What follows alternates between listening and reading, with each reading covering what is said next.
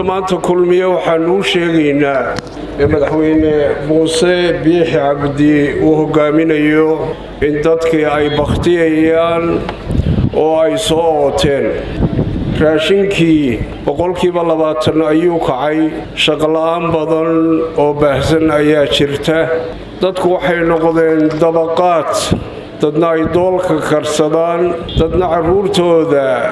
in ay ka bixiyaan mushaharka ay adag tahay carruurtu ay qur'aanka iyo waxbarashadooda ay ku baranayaan waxaa lagu yaallaa waa ciro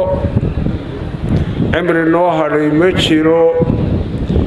hargeysa oo dadku ay siman yihiin oo kooda taajirkaa iyo kooda faqiirkii nolol ay ku wada nool yihiin baa jirtay oo nolosha aynu soo marnay da'da aan ahay maan arag sida maanta dadku ay u kala sarreeyaan oo dadna ay maanta ku adag tahay 3 waqti inay mar helaan dadna maanta nolosha ay ku nool yihiin aynu ognahay oo saladooda Land Cruiseris V8 lagu doono waxaasoo dhan xukuumadda ayaa sabab u ah corruption baa jira dadka dabaqaadka sameeyay waa dad ku noolaaday hantidii ummaddu ay lahayd waa la yaqaanaa qofka bini'aadamkii hadduu $100 haysto inta uu faa'iido weli dunida laguma hayo ama Yurub ha noqoto ama Mareykan ha noqoto ama Afrika ha noqoto qof bini'aadmiya oo yiraahda 2-3 sannadood ayaan doonayaa 10 milyan inaan ku helo anigoo parasite ah oo cabaya dhiigga dadka jilicsan ee ummadooda ah xukuumadda waxaanu leenahay war waxa laga bedelo tujaarta waxaanu leenahay war waxa laga bedelo barakallahu fiikum talabaad doorashooyin baa dhacay madaxweynaha waa ku amaanaynaa labada doorasho ee isa saarna ee uu qabtay waxaanu leenahay si qurux badan oo runtii cadaalada oo raganimo leh oo taariikhda ku gashay ayaad madaxweyne u samaysay waxaanu madaxweynaha kula talinaynaa inaanu xagga dambe ka xumaynin oo runtii uu faraha ka daayo shirgudoonka la dooranayo mucaaridka adiga madaxweyne waa muxaafidka adiga madaxweyne waa dadku isbedel bay doonayaan isbedelkaasi waa ka uu ku soo baxay barkhad jaamac batuun oo ka mid ahaa reeraha yaryar ee ku nool Somaliland inuu 22,000 oo cod uu helo waa isbedel socda oo naxwal amaam oo naxwal ahsan xagga hore iyo xagga wanaagsan u socda waa ka uu ku soo baxay maayarka Cabdikariin Axmed Mooge oo maanta aynu arkayno dhaqdhaqaaqa uu sameeyay dooxii Hargeysa lagu shiri jiray ee taariikhda lahaa 2-3 cisho ku nadiifiyay iyadoo ay ku guuleysan waayeen maayarkii hore iyo madaxweynuhu oo runtii loo tirinayo dadkii Hargeysa la xajeclada ka lahaa inay Hargeysa nadiifiyaan oo ay xaadhaan maayarka cusub la isbarbar taago waxtarkeenu waxa weeye waa caafimaadkeena waa nadaafadda in aynu magarata ilaalino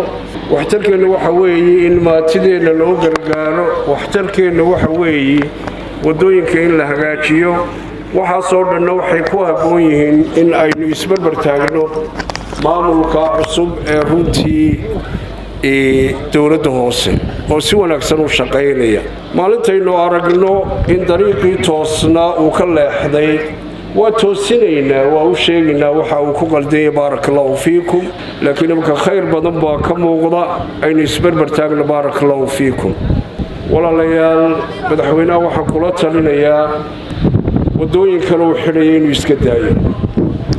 imanka saaka markaan gurigeygii ka soo baxay 6:15 meel aanu marnaanu weyne askarigaas $10 qaadanaya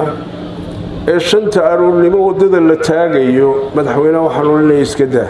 Soomaali madaxweyne kaliya ayaa jira oo la ixtiraafsan yahay oo madaxweynaha Djibouti 4-5 goor baan masaajidka kula tukaday حتى security-giisu safari bay xiran yihiin dhaadheer Thompson-koodu waa qarsoon yahay gaadhiga keligii ayaa lagu wadaa wadooyin la xidhay arkimays waa ninka dalka siraadan haysta ee muctarafka inagoo dadkeena ay baktiyayaan oo ay baahan yihiin